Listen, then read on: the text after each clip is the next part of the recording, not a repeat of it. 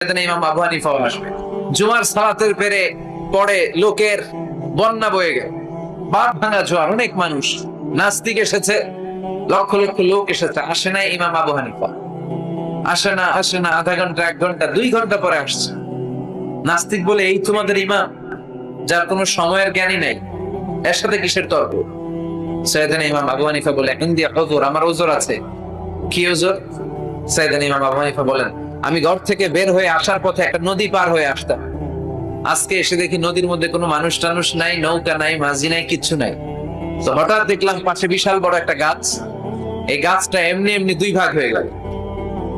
হঠাৎ গাছ থেকে এমনি এমনি লম্বা তক্তা হয়ে গেল, এমনি এমনি তক্তাগুলো জোড়া লেগে নৌকা হয়ে গেল। আর নৌকা আমার সামনে আসলো, মাঝি ছাড়া, লগি বৈঠা ছাড়া। আমি নৌকায় যেয়ে বসলাম, নৌকাটা আমার নিয়ে টান দিয়ে সাঁ করে ওপার নিয়ে গেল।